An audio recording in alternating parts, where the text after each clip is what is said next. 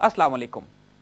1799 में सेरिंगापटम में टीपू सुल्तान की शहादत के वक्त ऐन उसी दौर में खिलाफत उस्मानिया को भी शदीद नुकसानात उठाने पड़ते हैं और मुसलमानों का बहरी बेड़ा एक बड़ी जंग में शदीद नुकसान उठाता है। देखने वाले देख रहे होते हैं कि अब उम्मत मुस्लिमा के जवाल का वक्त शुरू हो चुका है। इसीलिए टीपू सुल्तान की कब्र पर एक कतबा लगा है जिस पर यह इबारत तहरीर है कि अब रोम और हिंद में मुसलमानों के उरूज का सूरज डूब गया। देखिए, तारीखी तौर पर कौमों के उरूज और जवाल के अदवार होते हैं। Rise and fall of civilizations की जो थ्योरी है, कुरान पाक उसको बड़े खूबसूरत अल्फाज में बयान करता है। तिलकल अय्यामो नदाविलुहा बैनन्नास, ये तो वो दिन हैं जो कौमों के अंदर हम फिराते रहते हैं। कभी एक कौम उरूज पर जाती है, कभी वो कौम जवाल की तरफ रुखसत होती है। इससे ना इस्लाम का ताल्लुक है ना गैर मुस्लिम होने का। हर वो कौम जो दुनिया में अपना उरूज देखेगी, एक वक्त आता है जब उसको अपना जवाल देखना पड़ता है। 18वीं और 19वीं सदी खुसूसी तौर पर और 20वीं सदी के पहले 50 साल मुसलमानों के जवाल के दौर हैं। ये वो दौर है कि जब पूरी उम्मत मुस्लिमा चारों तरफ से खतरात में घिर चुकी थी। मुसलमान इलाकों पर चारों तरफ से मुख्तलिफ कुव्वतें यलगार करती चढ़ी चले आ रही थी। मुसलमान अपनी इज्जत, आबरू, दीन और ममालिक के दिफा में मज़ाहमती जंगें लड़ रहे थे, यानी वॉर ऑफ रेजिस्टेंस। पहले मुसलमानों ने war of resistance state actors के तौर पर लड़ी, यानी नवाब सिराजुद्दौला और टीपू सुल्तान ने जो मज़ाहमतें की वो मुसलमानों की रियासतों ने की थी। वो स्टेट एक्टर्स थे जो मुसलमानों के उमूमी जवाल के दौरान मुसलमानों के जवाल को रोकने के लिए मज़ाहमत पेश कर रहे थे उन कुव्वतों को कि जो मुसलमानों के इलाकों पर चढ़ी चली आ रही थी।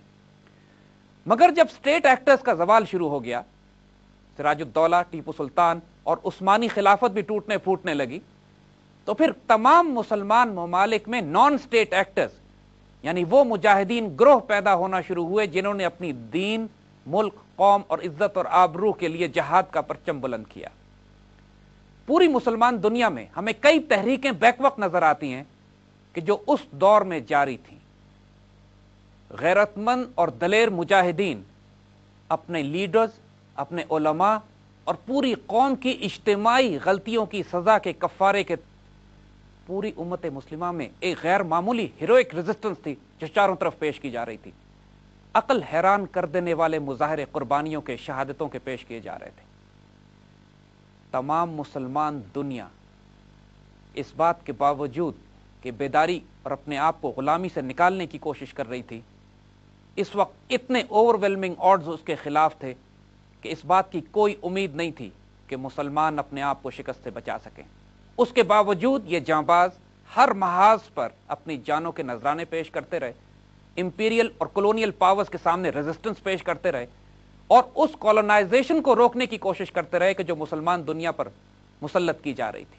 और एक और गैर मामूली हकीकत और तारीख का अलमिया जो सामने आता है वो ये कि जब कौम जवाल इस हद तक पहुंच जाए कि उसके चंद नौजवानों को अपनी इज्जत और आबरू की हिफाजत के लिए वॉर ऑफ रेजिस्टेंस लड़नी पड़े, तो फिर अल्लाह ताला इनफरादी नेकियों की वजह से इज्तिमाई गलतियां माफ नहीं करता। तमाम वॉर ऑफ रेजिस्टेंस जो मुसलमानों ने उस दौर में लड़ी, उनका अंजाम शिकस्त या शहादत पे था। नवाब सिराजुद्दौला ने पहली बाकायदा स्टेट रेजिस्टेंस पेश की। टीपू सुल्तान दूसरे स्टेट एक्टर थे कि जिन्होंने अंग्रेजों के खिलाफ मज़ाहमत की, लेकिन उनके बाद सिवाय खिलाफत उस्मानिया के, जो कि एक रियासत मुसलमानों की मुकम्मल रह गई थी, बाकी तमाम रेजिस्टेंसेस मुसलमानों ने नॉन स्टेट एक्टर्स ने दी हैं। और यह बात भी तारीख की नोट करने की है कि ना तो कौमों का उरूज 1-2 साल में होता है, ना ही उनका जवाल।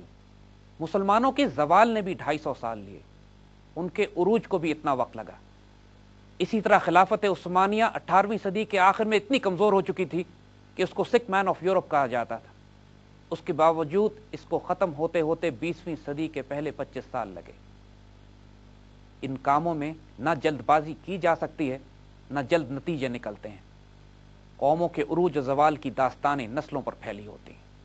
जिस दौर में टीपू सुल्तान की शहादत होती है, तकरीबन उसी वक्त दागिस्तान के पहाड़ी सिलसिले में एक बच्चा पैदा होता है जो आइंदा आगे जाकर 30 साल तक रूसियों की मज़ाहमत करता है جو اس علاقے میں اپنا تسلط قائم کرنے کی کوشش کر رہے ہوتے ہیں۔